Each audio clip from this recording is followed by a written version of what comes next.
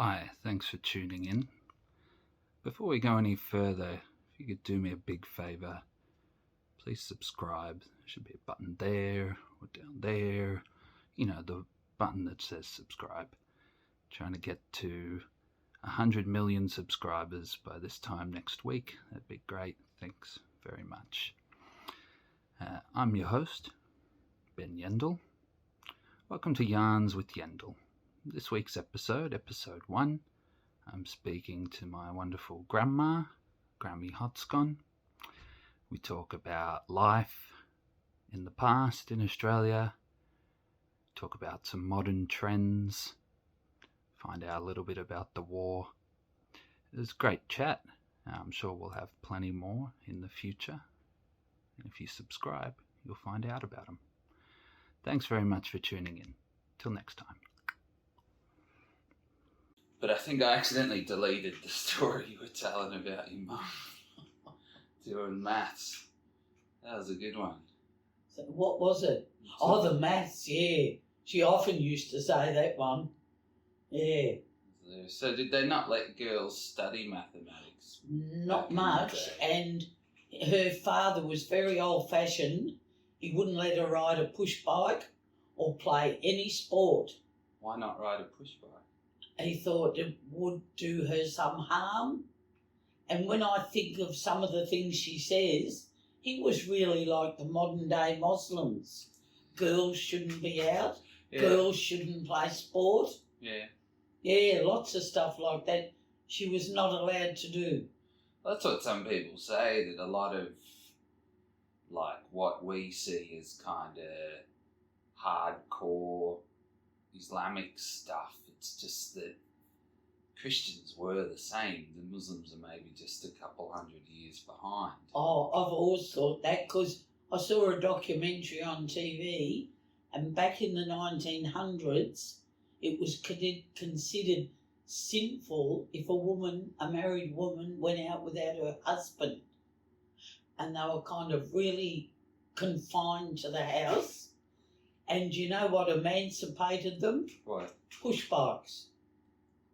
The bikes were invented about the 1900s sometime, and one woman rode a bike down the street and everyone went, "Oh, that's dreadful."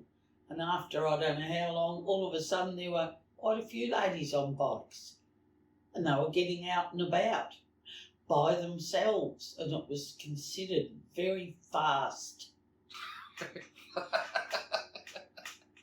Is that why they invented tandem bikes, so the husband could go on the bike with well, the wife? Makes you wonder, doesn't it? He could keep an eye on his wife. Yeah. Yeah. Right. When did you get your first bike? I was 8. 8? Yeah. So obviously your dad was a little bit more liberal then. Oh, yeah. And I mean, my sister's 4 years older than me. She got her bike when she was about 10. And then I got mine a couple of years later. And Grandpa bought our bikes.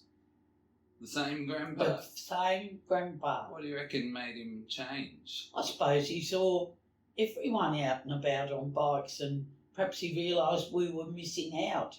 So did he think that riding a bike, like some people will say, if a woman or a girl lifts something too heavy and gets a hernia or whatever, it can affect her ability to have children later on? I remember hearing that when I was a kid.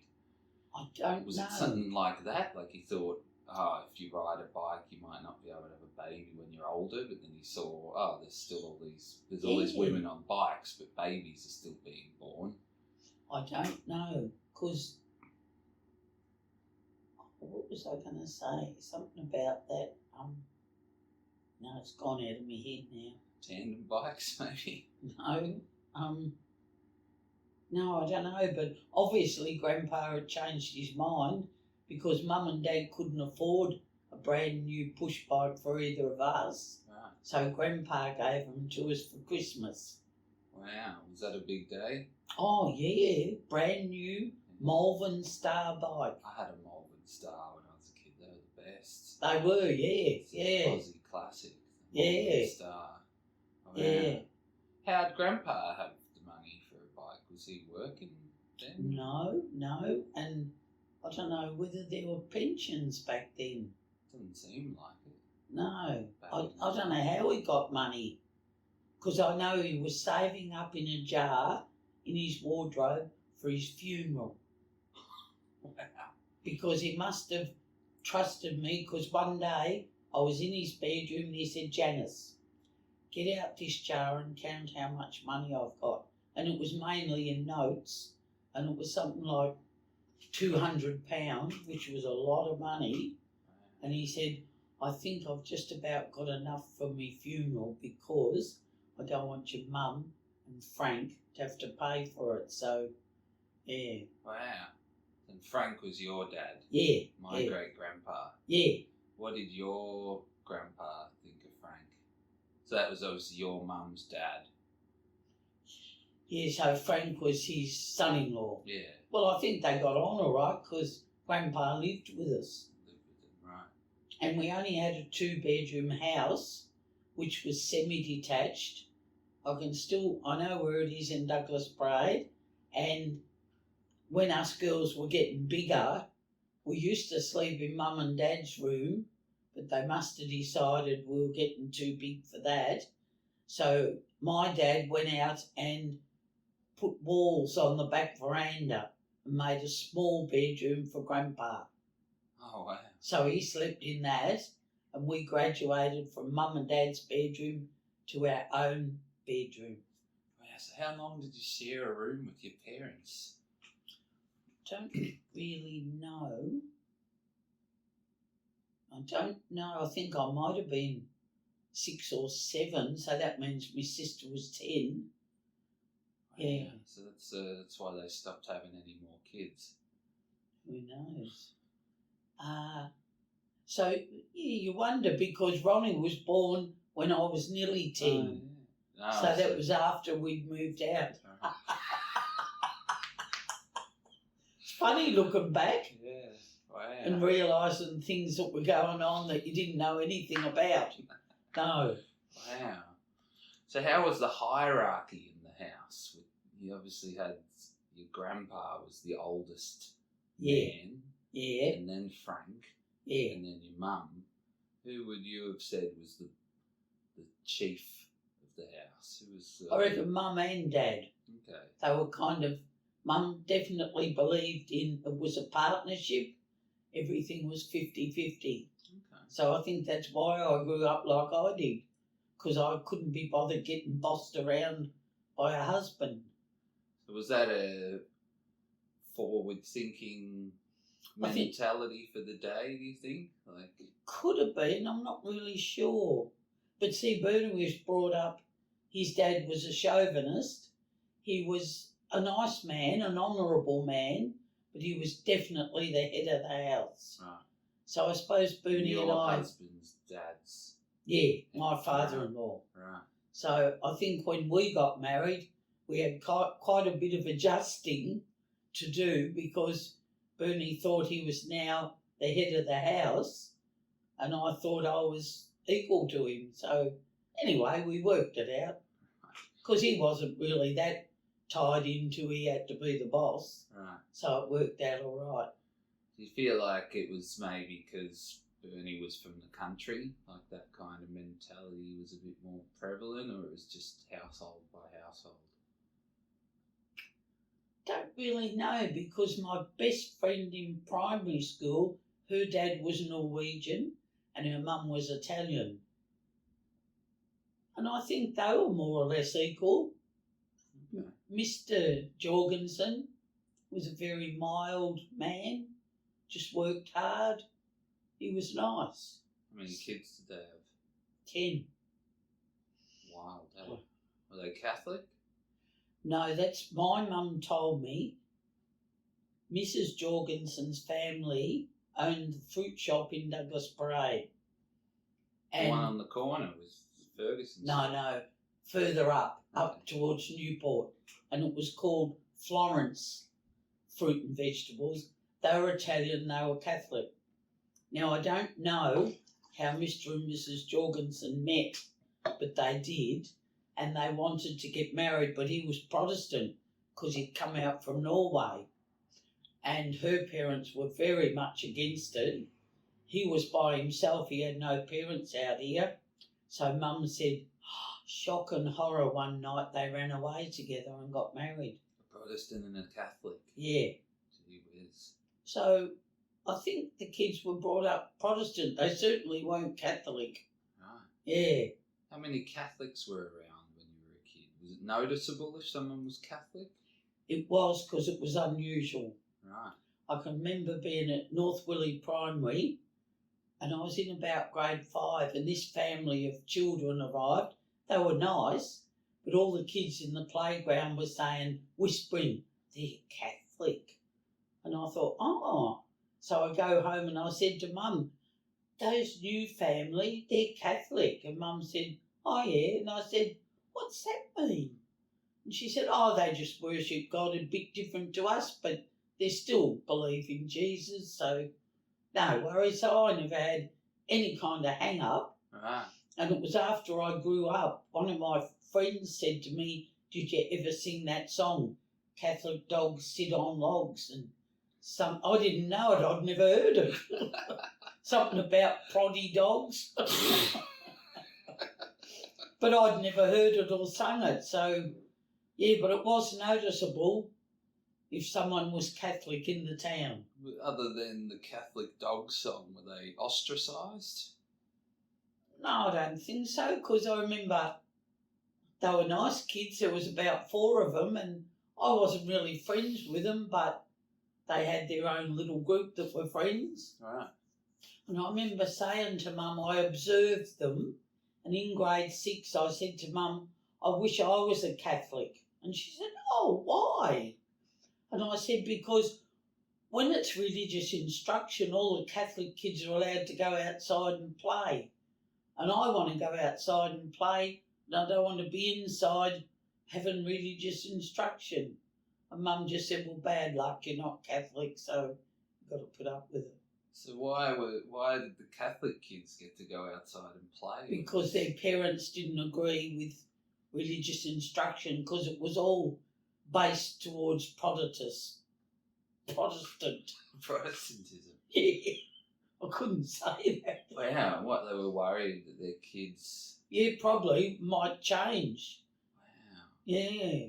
That's really interesting. And was religious instruction, that was like every school had religious instruction? Oh, yes, always. Wow, all the Once a public week. schools? Yes, yeah.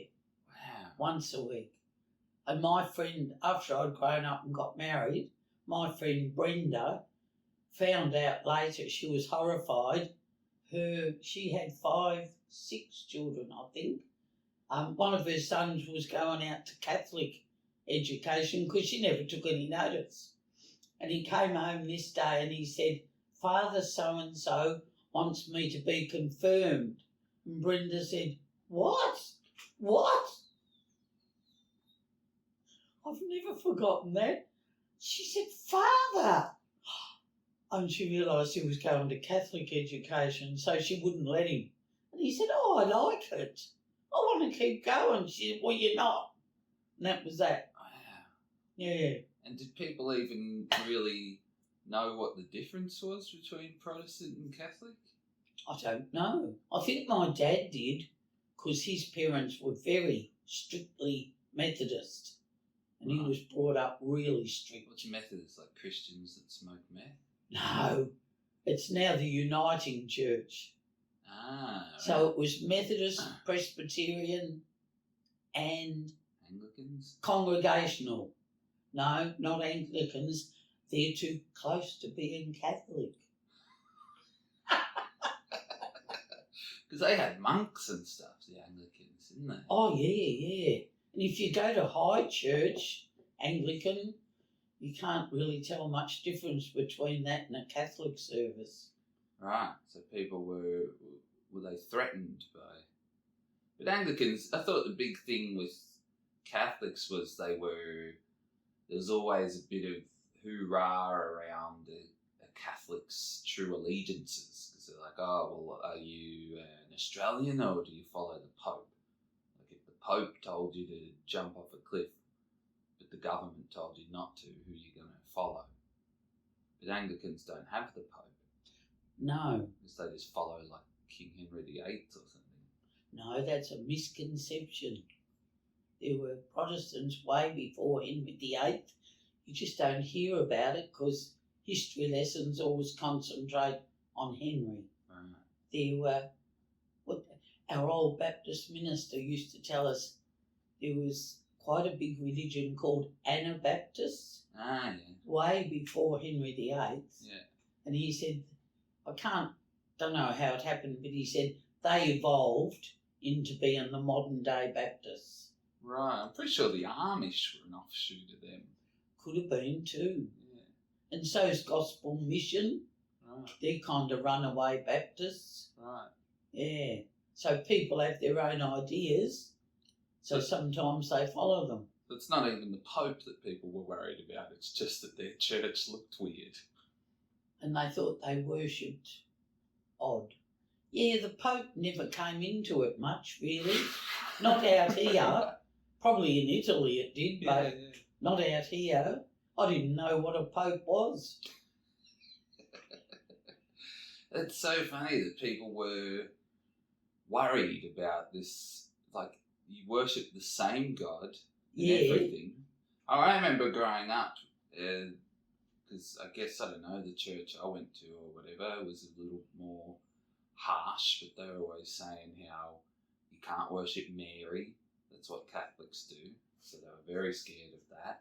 Oh yes, because Protestants think that is really bad. Yeah. Mm. I don't see really what the big issue is. Well, they used to kind of worship Mary more than Jesus. And to a Protestant, that's not right. But we've all got our own stupid different ideas. But I think a lot of Catholics see it as like, with Protestants, they're like, oh, it's a bit gay. Just everyone's worshipping Jesus, like, and we're all blokes. Like, let us at least pray to a woman sometimes. Like, it feels a bit gay being in church saying, oh, I love you, Jesus. Love you, but Jesus. he's not real. I mean, he's not human. He's a spirit, so doesn't matter. Is he male or female? One of our preachers years ago said, I've never forgotten it, all the Baptists were horrified. It was a woman and they let her preach, and she got up there and she said, it's my belief that God is both male and female. Transgender.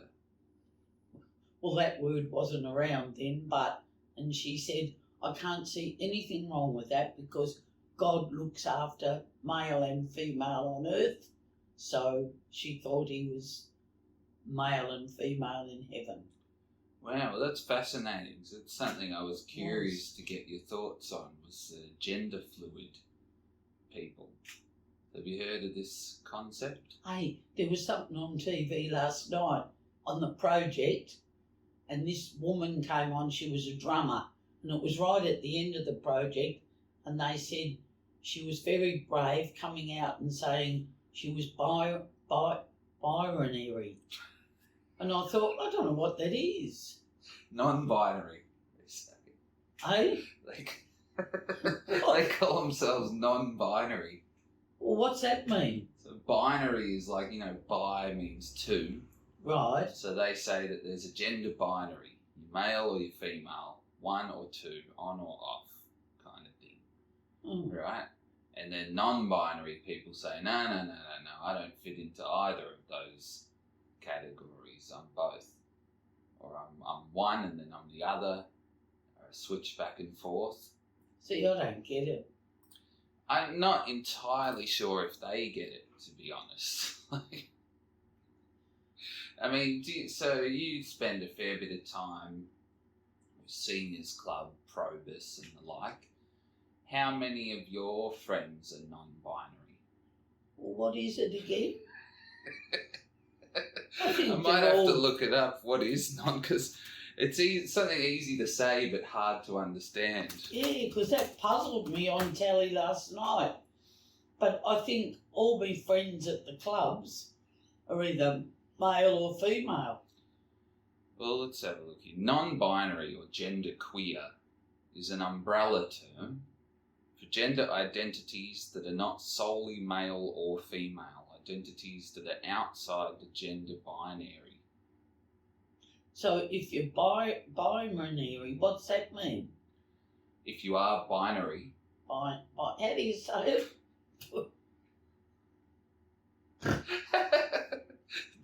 binary or Binary. non-binary. So if you're binary, what's that mean? So it means that it means that you are the gender that you were assigned at birth. Ah, so what were they carrying on about on the project, saying she was very brave coming out and saying she was binary? Non-binary. So I guess it's popular these days, but in a way, that minister you were talking about was coming out and saying Jesus is non-binary. So what's your gender for a start? Female. Okay, so when you were born, did the doctors say, "Oh, it's a girl, you're female"? Yeah. Okay, and you've always identified as that Yep. gender. Okay, and I'm male. I was born male. You were told you were male. I've always identified as that. Right. So to these sort of people, they'd say we're cisgendered, which means we identify as the gender that we were assigned at birth. Right. Now, a non-binary person, according to old Wikipedia, it says non-binary people may identify as an intermediate or separate third gender, identify with more than one gender, so there can be multiple genders at once, no gender, agender, have a fluctuating gender identity. It's too much for my brain. I think it's too much for anyone's brain because I've never quite worked out exactly what it means. But your minister was trying to argue that Jesus is two genders. Yeah. Male and female. Mm. Which is fascinating, I guess. Wasn't a minister. No. It was one of the women out of the congregation. So she was very into the Bible and that, and they said they'd let her preach, and then I think they were horrified with what she said. And I've never forgotten it. And it must have been 40 years ago. She was way ahead of the curve. Yeah. Right. Mm. So, yeah, of your friends, how many are genderqueer? Oh, I don't know any. They haven't told you? They haven't come out yet? Well, they're all blooming old. They're as old as me. And they've all either lived as male or female, what they were assigned at birth. Yeah. So when did you first start hearing about non-binary people? I think on TV last night. Because the argument with a lot of these groups is that they've always been there. Well, yeah, they probably have been. Do you remember coming across any non-binary people? No. And I know when I was a teenager, I only heard of it later, but when I was young, quite often gay men got bashed up by the real ochre blokes that thought they were queer. But I never heard of it till I was in about my 30s, I think. And I thought, oh, that's awful. They got really severely bashed up just because they were gay. Yeah. Yeah. Ridiculous. I don't think violence is never a good solution to something you disagree with. I've just remembered. We used to go to the pictures. We thought we were all grown up. We could go to the intermediate session. So there was a matinee at the local Hoyts Theatre. That finished at about 3:30. Then the intermediate session started at 4:30, which meant you were nearly grown up. So teenagers. So there'd be a whole lot of us walking home together. And I've never forgotten going along Douglas Parade. I won't say any names because the family's still around. And they had a house on Douglas Parade, but the frontage was right on the footpath. And one of the kids said, so-and-so lives there and he's a real sissy. And that's his front bedroom. So we'd knock on it. It wasn't late, but we thought it was. 7:30, mind you. He probably wasn't even in bed. And we'd call out, "Sissy, so-and-so," knock on the wall, about 4 or 5 of us, and off we'd go thinking we were funny. That's the only one I know of who, and we didn't know if he was gay, we just thought he was sissy. So that was your version of gay bashing. Well, yeah, I was just thinking that was horrible, Janice.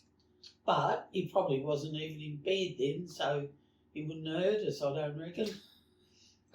That's all right. So when did you first find out about gay people?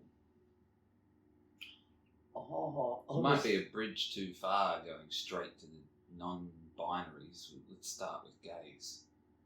Right, so I was working and I was secretary to the personnel officer in the company, big company. Which company?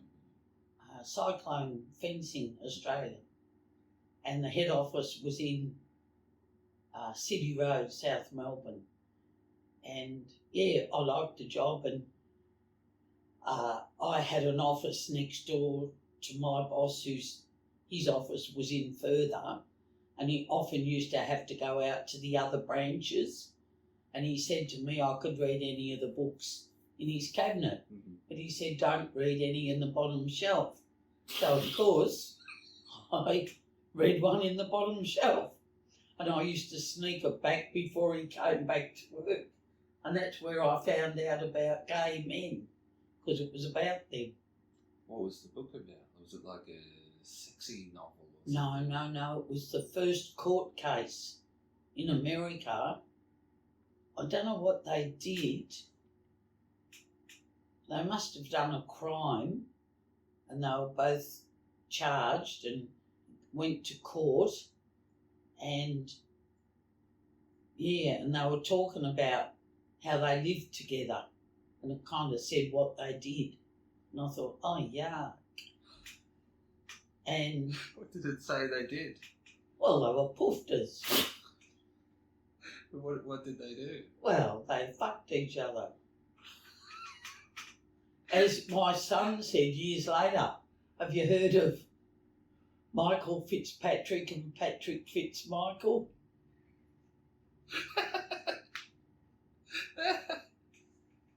Anyway, I was 18, and it was just coming out kind of, I don't know whether it's on the news or not, but every now and then my mum would say to me, Janice, why would 2 men live together? What could they possibly do? They reckon they're in love with each other.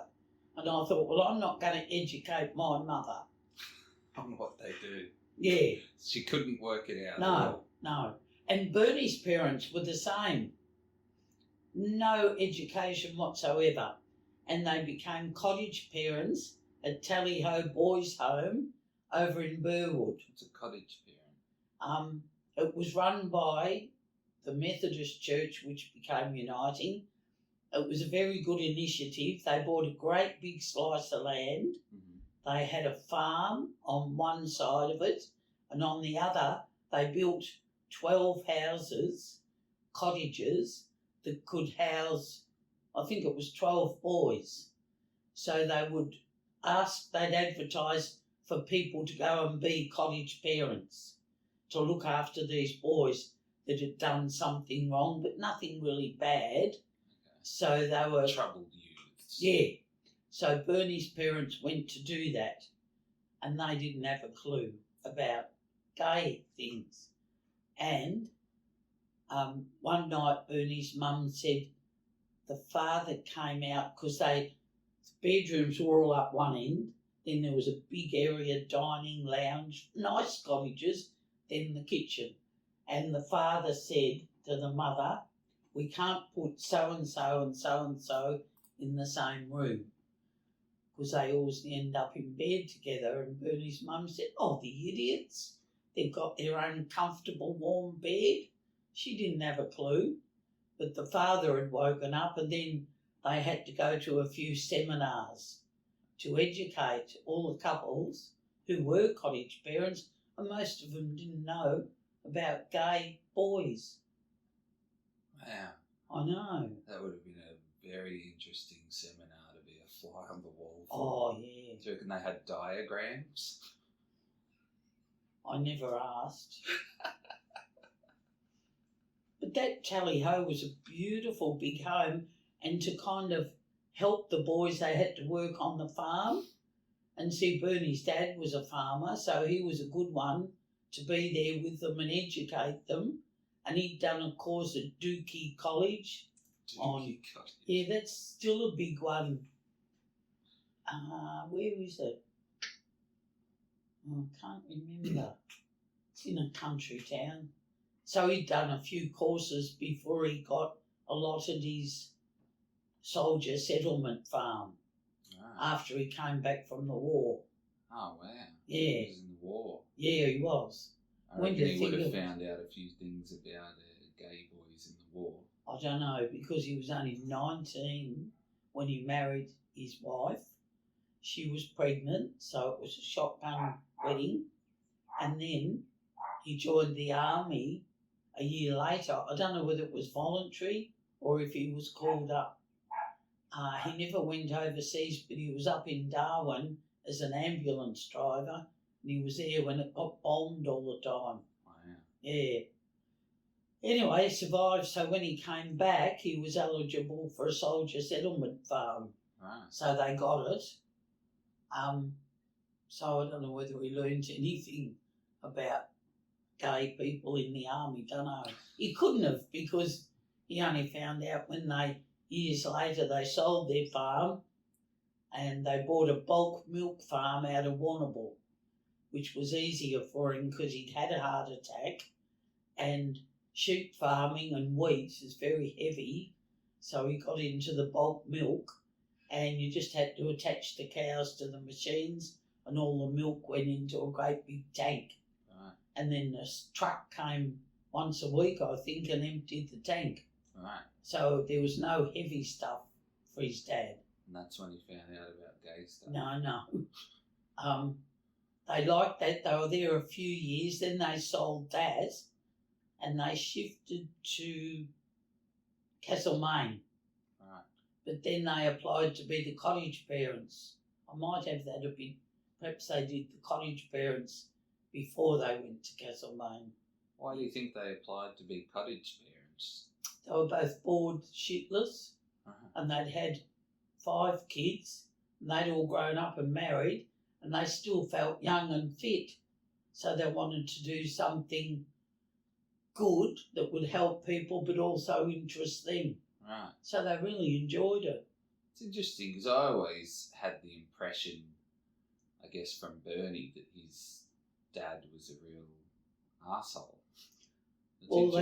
That's what Bernie thought of him. Right. Because after his dad died, it was just after, we'd been to the funeral and we were staying up there with his mum in Castlemaine, and his mum said, Bernie, go upstairs to my bedroom. She wanted him to get something. And he did, and he came back, and after his mum was busy in the kitchen or on the phone, he whispered to me, Janice, I always knew my father hated me. And I said, oh, why? He said, I just set foot in the bedroom. I just walked the first foot in and his photograph jumped off the mantelpiece onto the floor, fell face down and smashed. Like a poltergeist. And I said, don't tell your mother, because I really loved his mother and I didn't want her getting more upset. Wow. Yeah. Because Bernie used to tell stories like at Easter, instead of an Easter egg hunt, his dad would throw a handful of hundreds and thousands into the woodpile. I don't know whether that's true. That's what he used to say. I don't know whether that's true. I'll have to ask Robin. He's the only boy left, so yeah. Yeah, that's interesting to hear him doing charity. Yeah, see, he was a chauvinist, yes, head of the family, but he was an honest, good man for his generation. Right. Yeah. Do you think a lot of men in his generation weren't honest and good? Well, I don't know. I only knew him and my dad, and they were both pretty, brought up pretty strict and, yeah, just decent, honest citizens when they grew up. But Bernie had this theory, which isn't true, because he looked quite like his father and his mother. He reckoned Fred hated him because probably he was Bernie's child my of grandpa.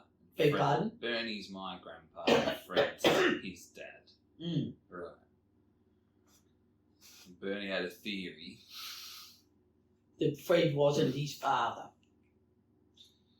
because he was always pretty brutal to Bernie. Right.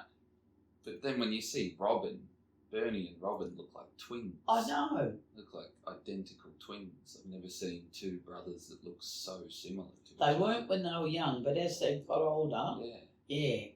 It's like when Robin got up at Bernie's funeral, I think a lot of people thought Bernie They had did. come They back freaked alive. out. They did. And I've just remembered my sister-in-law, who was married to Terry, Bernie's older brother. She noticed how Bernie had such a hang-up about his dad.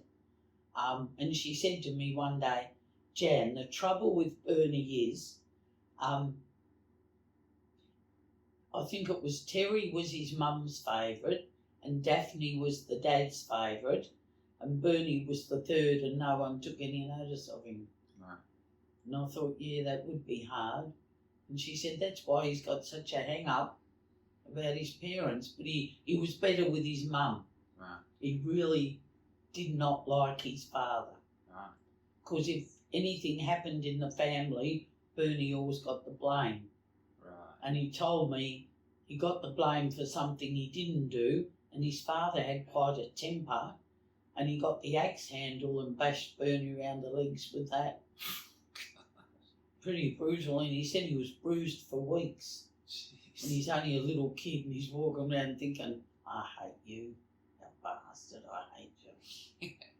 That makes sense. He had to hide it because if his dad knew, he might have belted him again. For being bruised? Oh, for No, saying for he hating hated him. him. Yeah. Jeez. Mm. It's kind of lucky Bernie wasn't real violent and stuff, getting bashed so I much. think because he'd been kind of abused as a little boy, he didn't like anything like that. Right. But Yeah. a lot of people, you know, they always say hurt people hurt people. Yeah, but he didn't.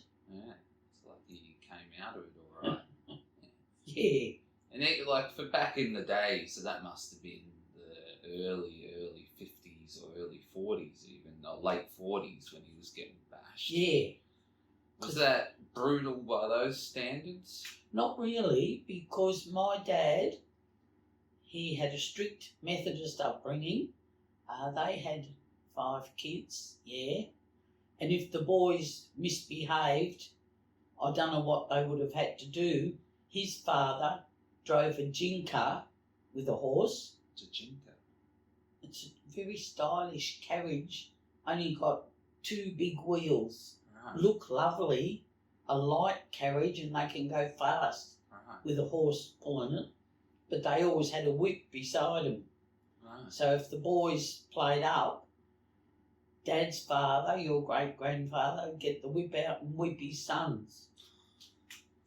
And the mother must have approved of it. I don't know. I don't think either of them thought girls should be whipped. I don't know. Right. Did you ever get whipped or bashed or anything? Used to get smacked, which isn't much. Yeah. Get smacked Not on in the bottom. comparison to lashed with a whip or Yeah. hit with an And axe. see, I was pretty naughty, Yeah. but I never got bashed like that. No, as you said, that generation thought it was okay. So Fred Graham probably thought it was okay to bash Bernie with the axe handle, because my dad was getting whipped with the stock whip, and I think that had hurt a lot worse somehow. I can't believe a very Christian religious man whipped his kids, but that was the thinking.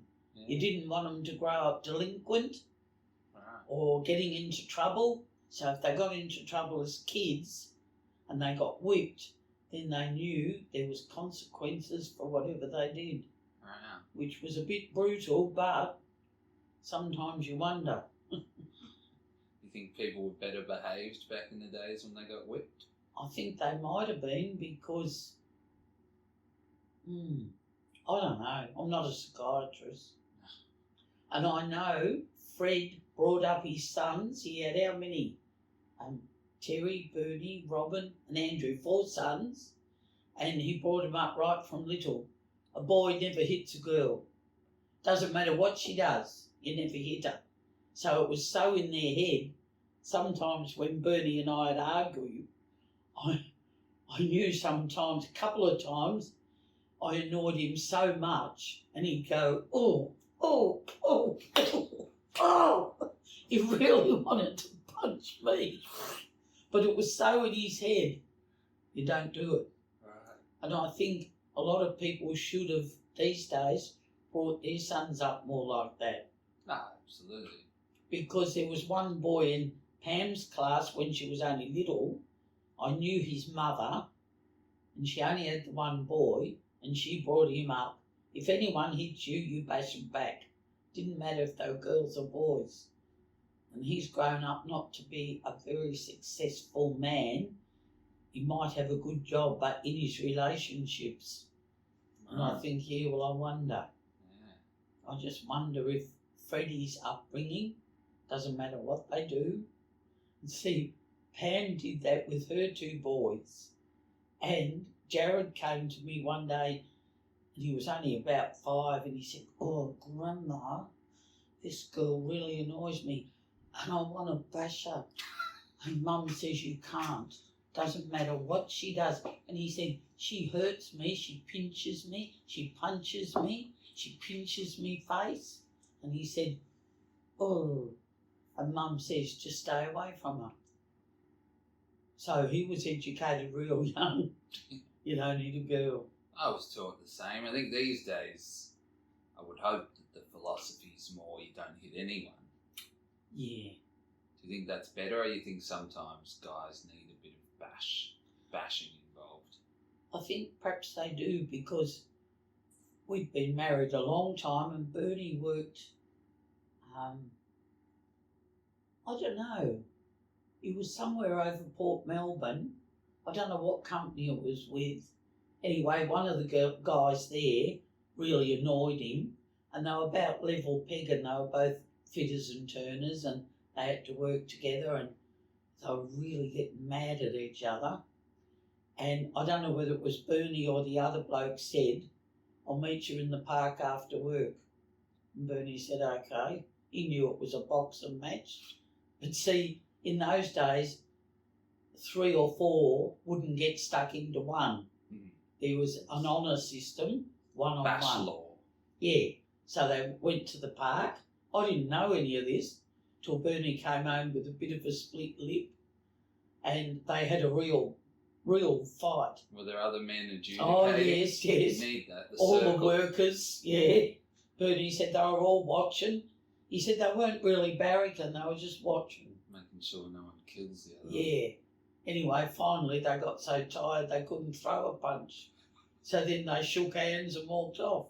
And were they okay after yeah, that? Yeah, they were. They could work together quite well after that.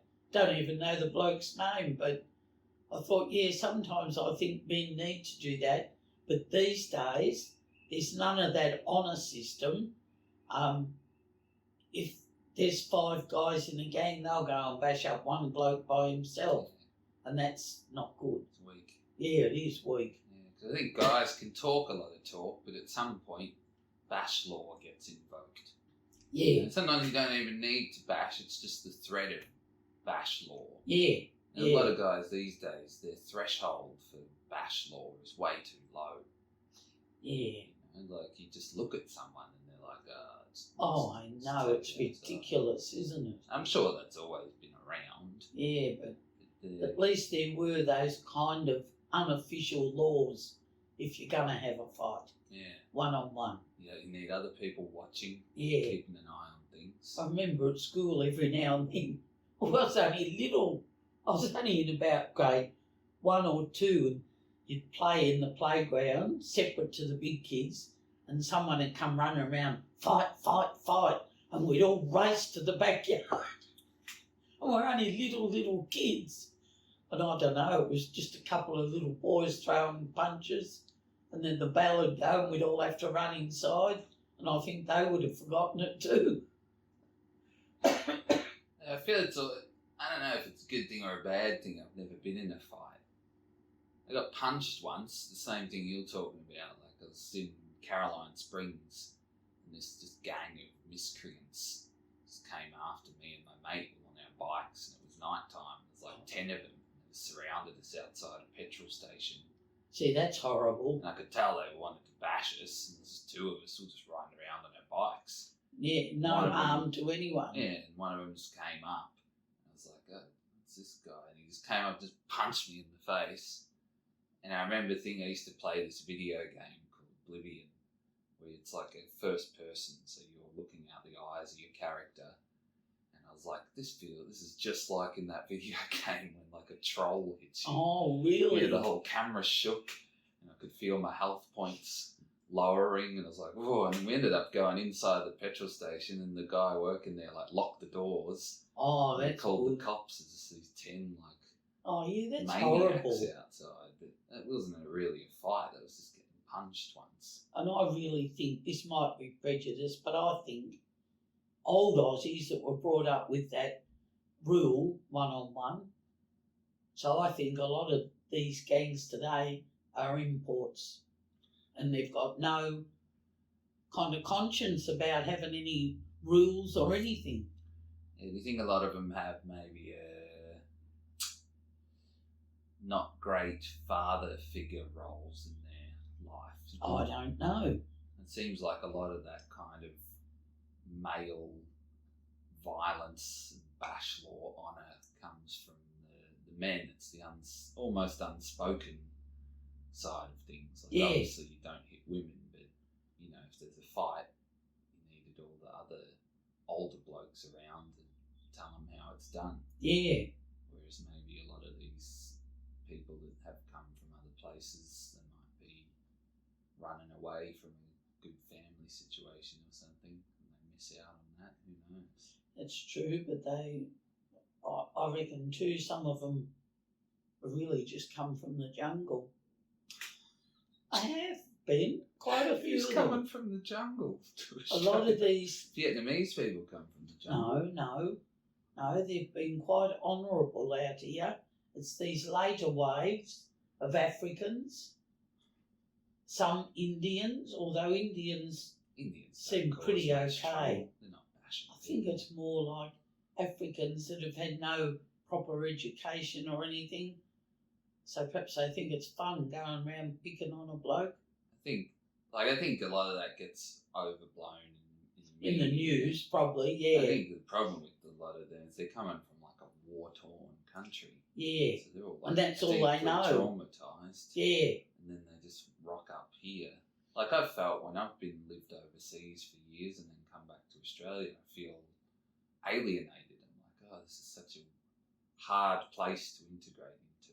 Oh, really? Yeah, everyone's in their own little bubbles and their own world, and there's no immediately obvious overarching culture that you can just fit into. Like when you're in Germany or whatever, you grab a beer and a pretzel and you put on some lederhosen and you just run around, you know, and people will go like, oh yeah, he's hanging out in Germany. But you come back here and you're like, oh, what, you know, everyone's doing their own thing in their own little house with their fence, and you feel really alienated.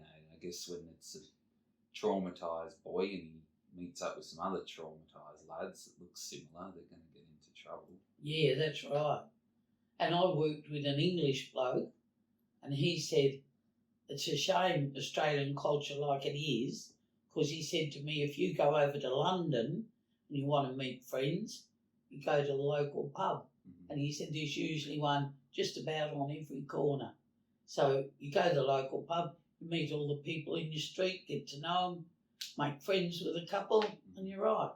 He said out here, you only have to be kind of eventually accepted and invited to dinner at someone's house. Yeah. And he said it's very hard. Especially in a lot of these newer suburbs, which is where a lot of the new imports, as you put it, end up.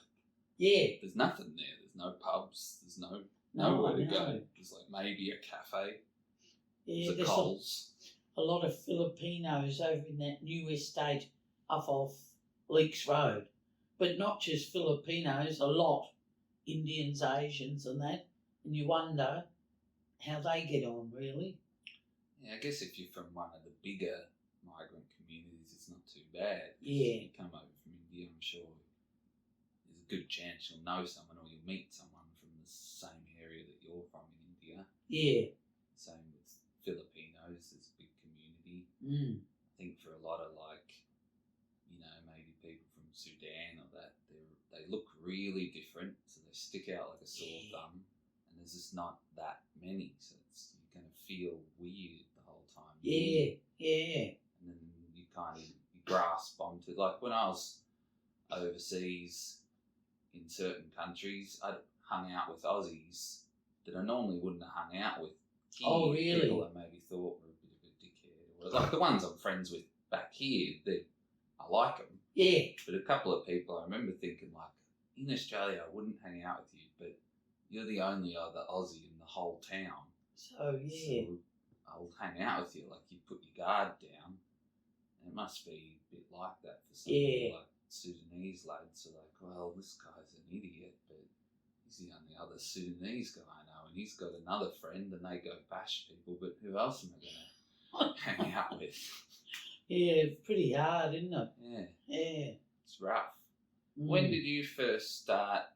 So when you were a kid, I'm going to assume, other than Norwegian, a few Italians, and obviously English people, you were still under the White Australia policy.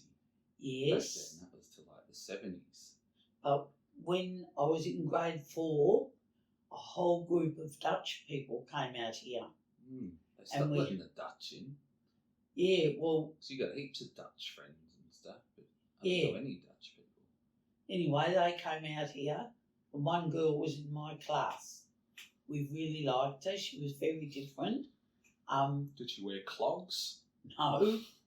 She had plaits. Okay, that's I pretty don't think Dutch. they were blonde, because you think of Dutch girls being long blonde plaits. She had kind of brown hair. What was her name? Ria Kurz. Anyway, I could still show you. Down Douglas Parade, there's a street called Holland Court, and it goes right in and around. The government built houses for them all because they brought them all out to build a harbour. So their fathers were engineers and really well educated men. There's Holland Court. I think there's another one. Just down from that, another court. And that was all for the Dutch people. So I don't know what happened. Ria Kurz was really nice, and she was in our grade till grade 6. Then she disappeared. And I said to Dad, Ria Kurz never came to secondary school. She's not at the girls' school and she's not at the high school. Dad said, no, the stupid government sent them all back. They brought them out here to build a harbour. Dad, I can't remember what he said. It all fell through, so they sent them all back. I said, oh, really? Oh, well. And a German girl started in grade 6. She was the first one, other than Ria Kurz. Her name was Edeltraud Smartzig. And we got really friendly with her because Jeanette said her father said it's really hard when you come out here.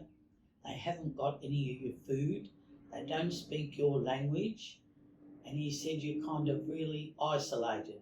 So he said to Jeanette, my friend, you've got to make friends with Edeltraud, which we did. And we were friends all through grade 6 and Form 1 and 2 at high school. But then we kind of all went in different streams. Right. But up till then, yeah. You'd never met a foreigner until grade 5? 4. Grade 4. Ria Kurz, and then grade 6, Edeltraud. Wow. Oh, and grade 4 there was Ruben Alblom. He was Austrian. And Mum used to say, what a funny name, Alblom. Oh, because Mum had never met anyone from overseas. So kind of funny because her last name was Sleeman, which is a German last name. Yeah, but that was Dad's. She was Emily Ames. Pommy. Right. Yeah, but Sleeman, you say German, but there's a heck of a lot of them in Cornwall. Yeah, well, they must have come over a long time ago. They did. Dad's father came over with his father. Right. Yeah. Oh, yeah. When did you first start meeting? Because, like, when I went to school, right from the start, like, one of my close friends, I'm still friends with him, he's Egyptian. Yeah. Another was Dutch, actually, but he was the offspring of, second generation Dutch. Yeah. We had Greeks, we had Filipinos. Well, of course, yeah, because they were all coming over. All through school, I think I was the only one who could say all 4 grandparents were born in Australia. Like, when did you start meeting people that you thought were really foreign? I suppose the first one was Jeanette's dad, because he was Norwegian, but he never said much, so I was just a kid in his house. When did I start meeting? When I got married and Christopher started school, I made friends with a Maltese lady. Was that kind of shocking? It was a bit unusual, because she had such dark hair and dark skin, and we got on well together, so we used to hang around together a bit. And she said to me one day, "Do you notice people kind of staring at us?" I said, "Yeah, I do. I think they're thinking, how come they're kind of together?" I don't know. Never asked them.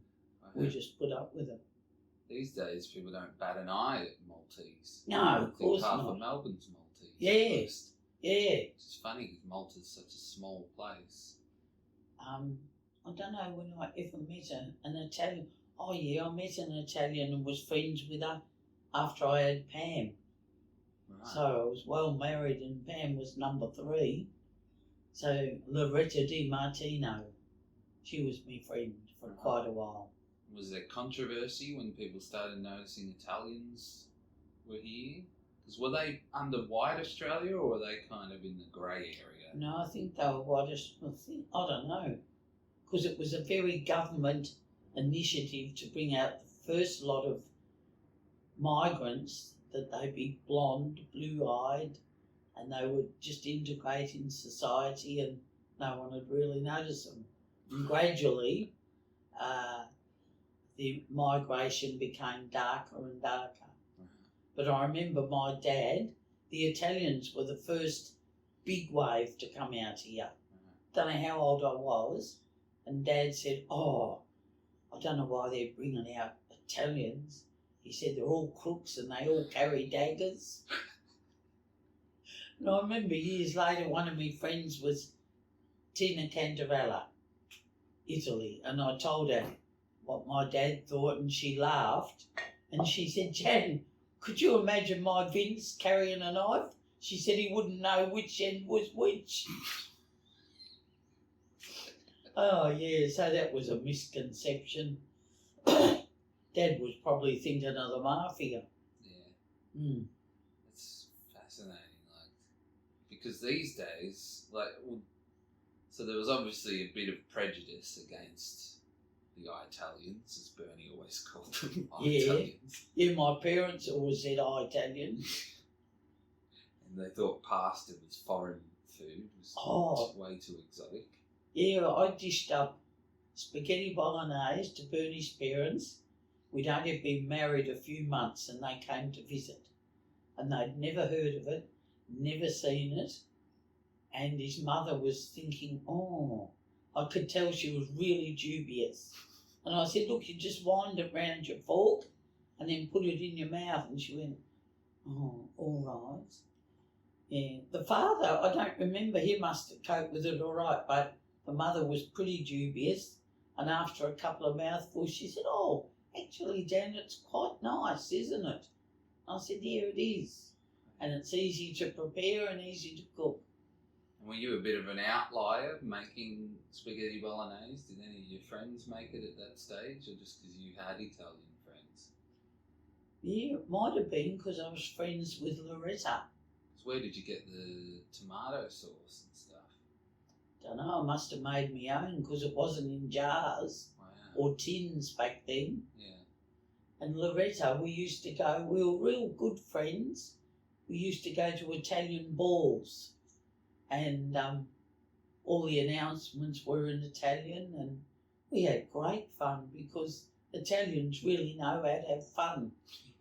And they laugh and dance, and we went to about 3 Italian balls. They were lovely. So there's like live bands playing music? Yeah, and one was in, I think it was in the exhibition building.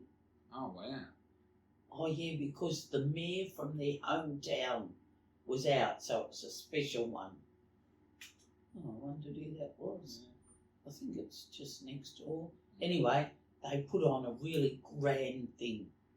So me and Bernie's friend from the railways, Eric, and his wife Dot, we all went together because Loretta said you can bring another couple because her and her husband were going to be busy.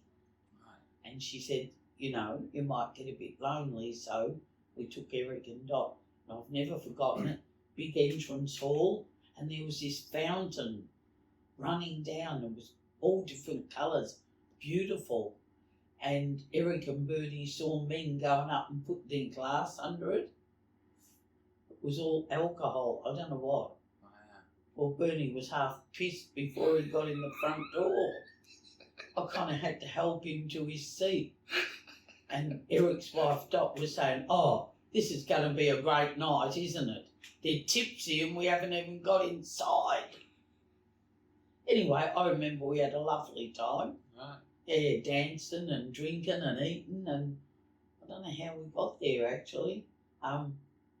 Yeah, and the mayor of Palutri, their hometown, came, made a grand entrance, and the band played. It was like he was royalty. Wow. And he went past us and sat down, and yeah, it was quite nice. Wow. Yeah. Did you eat spaghetti?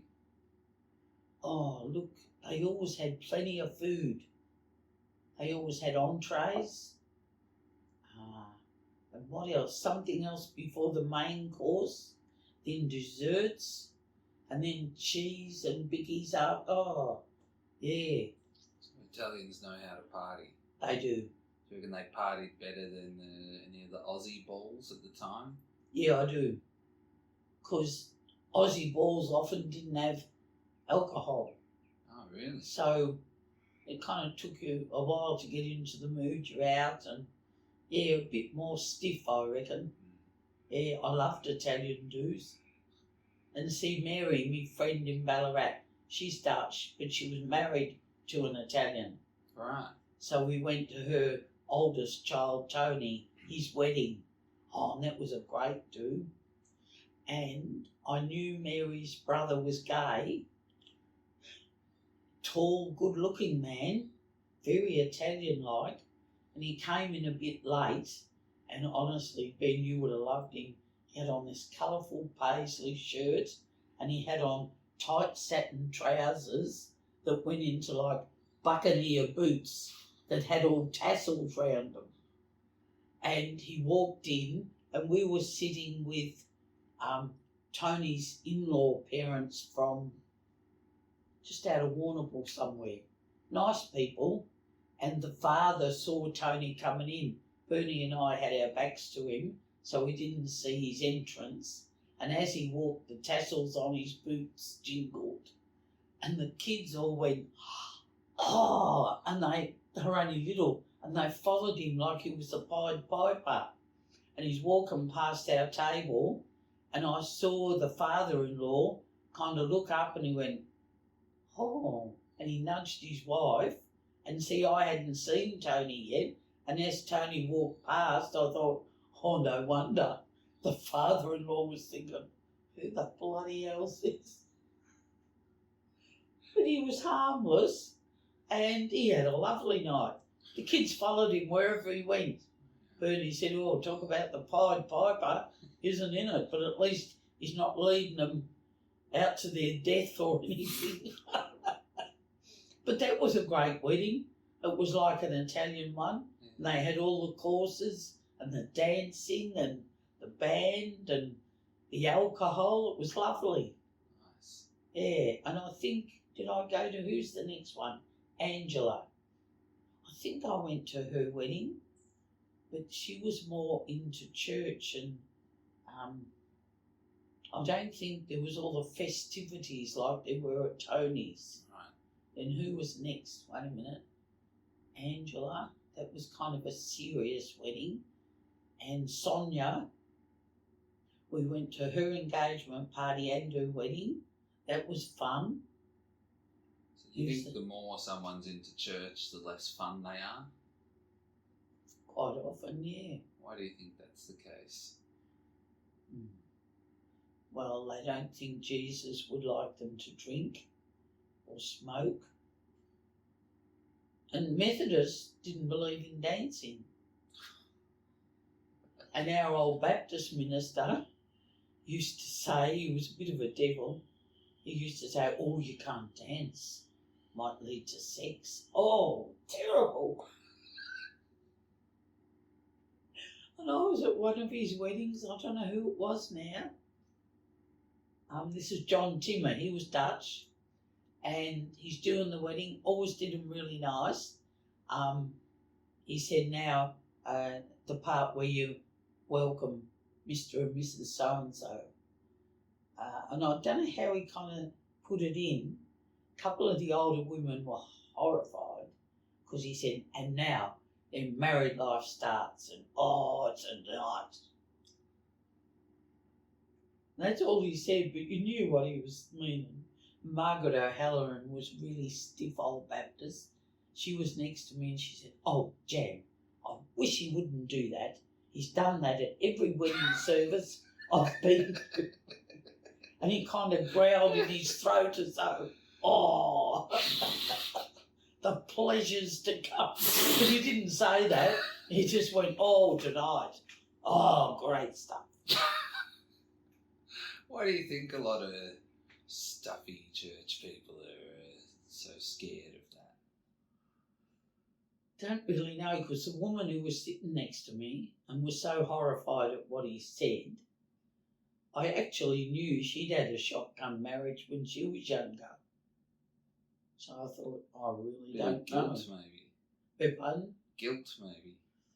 Could be, yeah. But me and Bernie were a shotgun wedding and we never felt like that. And looking back, I was glad, really. I mean, I know we broke the rules, but looking back, I think we're only young. We ended up having our kids. I think Esther was born when I was 32, so we didn't have to go into IVF or anything. Mm-hmm. We just got stuck in and did it. That'd be a great talk up the front of church, wouldn't it? So when you say a shotgun wedding, so your dad, was it real, like an actual gun involved? No. No. But did your dad have a talk with Bernie and say, I don't listen to you, buddy? I don't know. Or you two just decided to get married before it came to that? Yeah, I mean, my parents knew I was pregnant. Bernie's did, but it was only early days. I think I was only, I can't remember, a couple of months pregnant when we got married. And plenty of other people got married at that stage and they passed it off as a premature baby.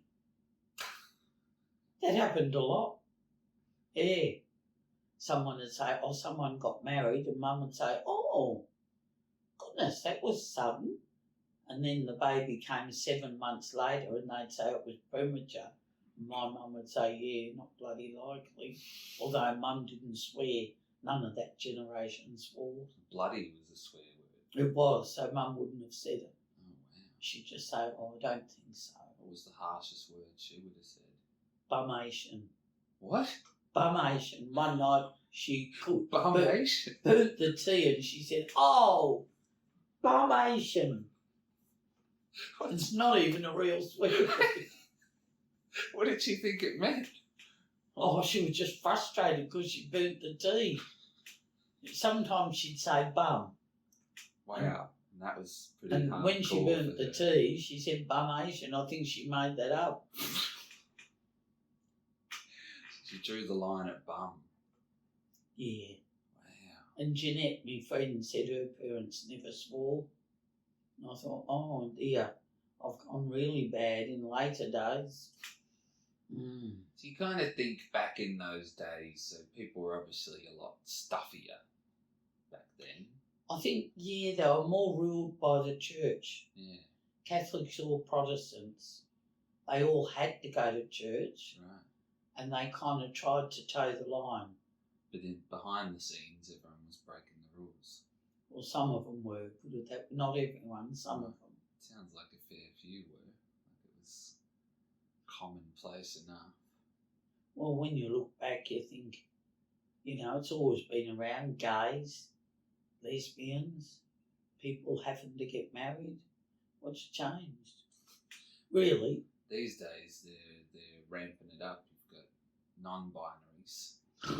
Oh, back to that, I don't know what they are. Do you mind shutting the front door? I'm really cold now. Yeah, so put on the heater. Oh, you don't have to put on the heater. My feet and legs are cold, Ben. Okay. Thank you. Yeah, I think the breeze is coming in. Yeah, it's not as sunny. I don't know whether you want to hear this, but Bernie's mum, Norma, told me a story about when she was a kid. I don't know whether Robin knows. I keep meaning to ring him up and ask him. She told me when she was 7, it was quite the accepted thing if you were having a struggle bringing up your kids and providing for them, you could send them away to a respectable family who would look after them for you. Wow. So she was 7 and she was sent away to this family that had a farm but a daughter the same age as Norma, and she was supposed to be a companion for her. But she said, actually, I hardly saw her till the evening meal because Norma had to scrub floors, go and cart the milk in from the milking in a bucket. And when I think of it, she was only 7. And she said she used to struggle. It was so heavy carrying it. And she said her mother was very proud and she'd sent her to this farm with all handmade clothes, but they were beautiful. And the woman said to her, well, you can't wear them until the evening because they're too good. So she provided her with old cast-off of her daughters that she could work in. And Norma had to scrub this massive wooden veranda. I don't know how often, perhaps once a week. And she had to do heavy manual labour. Wow. And I think, oh, how cruel is that? Anyway, being in the country, someone saw someone who passed the word to her mother, who was miles away. And they said she's not being a companion, she's being a little drudge. So she said, my mother could put on an act when she wanted to. She was very regal. She was a very beautiful seamstress. So she made herself a very beautiful dress to go and rescue her daughter. And she borrowed someone's jinka and she had on gloves. Norma said, I'll never forget, she turned up as though she was the queen. In a horse and carriage? Yes, and parked it at the front door and got out, and she said Mum had on a beautiful dress. She probably had on a hat, I don't know. Anyway, she knocked on the door and the woman answered and she said, I'm Norma's mother. And she said, I think, I don't know. The woman just about did a double take because Norma's mum looked so lovely. And she said, I've heard you're treating my daughter not really well, as a little drudge, and I didn't send her here for that. So I'm taking her home. And I don't know, there was some to do about the clothes Norma's mum had sent her with. I've got a feeling the woman there kept them for her daughter because they were the same age. Anyway, Norma's mum didn't care. She said, I don't care, I'm taking my daughter home. But I think she'd been there quite some time. And Norma said, looking back, it was the thing that people did. And she said, looking back and thinking about their generation, they really weren't cruel. They were just doing what everyone else did, the people who took her in. And they fed her and gave her a bed. So they thought they were doing quite well by her. But really they weren't. They were quite cruel on today's standards. And there's a book someone wrote, he lives in the West, and it's called A Fortunate Life. I read it. I've forgotten his name, but he more or less had the same experience. His family couldn't look after him, couldn't keep him. So we're poor, didn't have enough money. Yeah, so he was sent up in the bush, and he had a really harsh life. I think there was another boy, and they had to chop wood and work really, really hard, and they were only little. I don't know how they did it. Anyway, wrote a book when he grew up called A Fortunate Life. It's kind of funny though with the Norma. So that was Norma's mum, so my great-great-grandma. Yeah, she was, what was her name? Mrs. Jubb. What was her first name? Might have been Grace. I'm not really sure.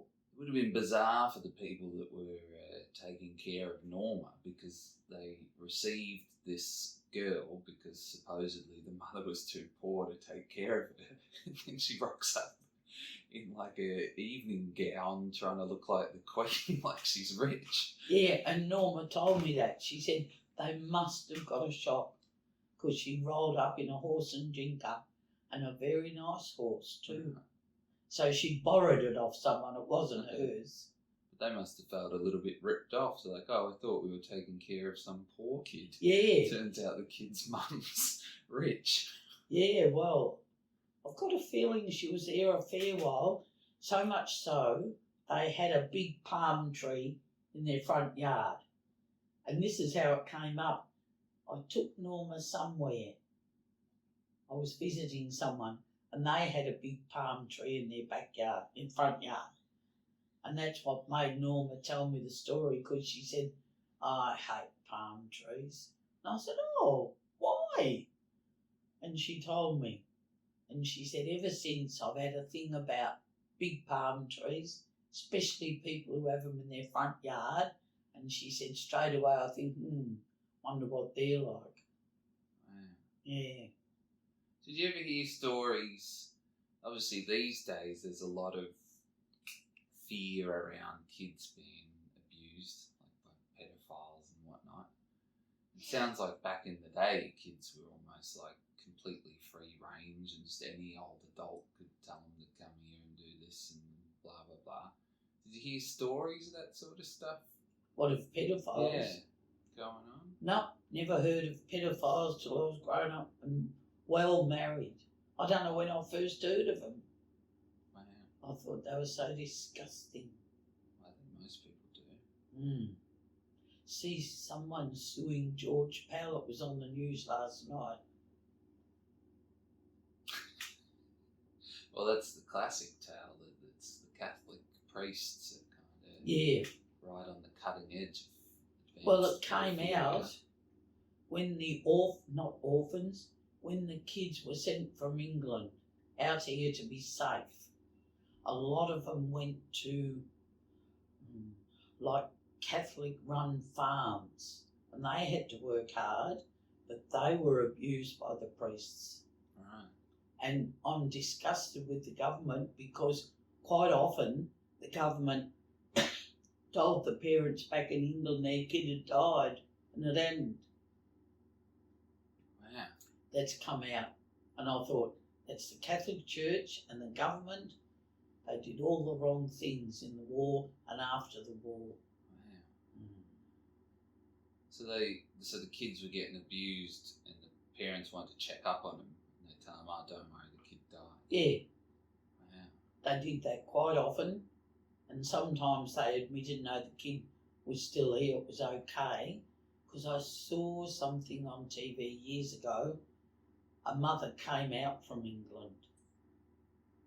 I don't know whether she was told the kid had died. or she came out to see him and he just died. I can't remember, but I know she was told where his grave was, so she went to see him. And of course she was upset, and I don't know what he died of. I don't know how old he was, yeah, but I know the government told a few their kids had died and they hadn't. Why would they do that? Bonkers, eh? Oh yeah, I reckon. What was the attitude like after the war? Like, how did people feel? Relieved that the Japs didn't win, or the Germans.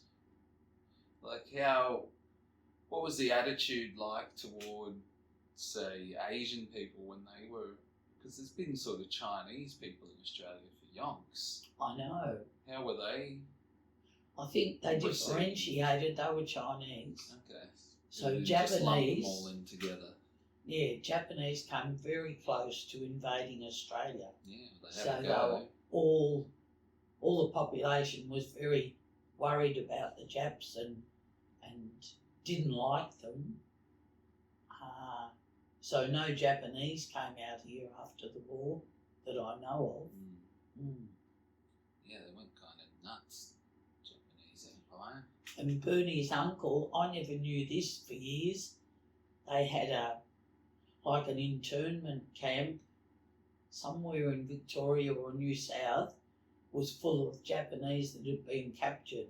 Oh, wow. Yeah, I think they were treated all right, because Bernie's uncle lived on a farm out of Warrnambool, and when we went to visit, he showed us this snake that a Japanese soldier had carved out of I don't know what, and joined it all together with leather joints. So if you held its tail, it wriggled like a real snake. It was very realistic, and the Japanese soldier gave it to Bernie's uncle because he liked him. So I didn't know we had any camps. No, I heard about it in America. Yeah.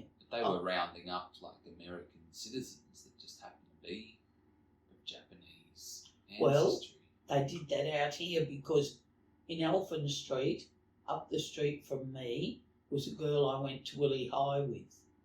She'd married a Maltese, but her grandparents were like German, I think. Anyway, wait a minute. Yeah, they were. So her father was first generation German. So him and her mother got put in a camp. And she said, my father was born here. He identifies as Australian. His parents were German. They were out here. They were put in a camp too. But she said, my father was put in a camp.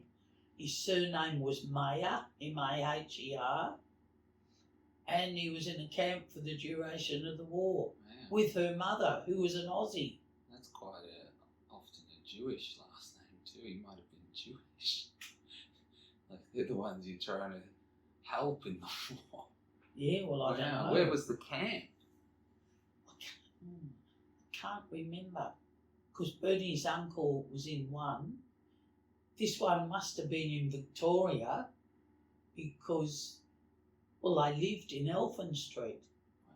They was Aussie as you and me, I reckon.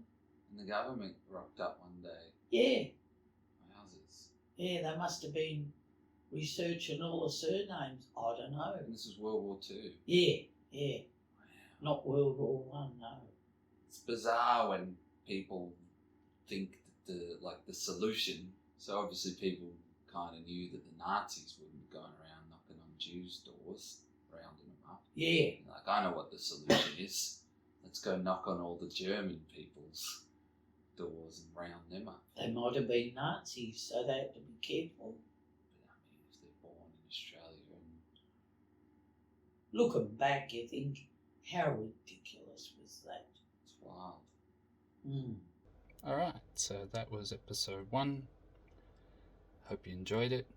There'll be another episode coming soon. Talking to different characters. People you probably normally don't hear on a podcast.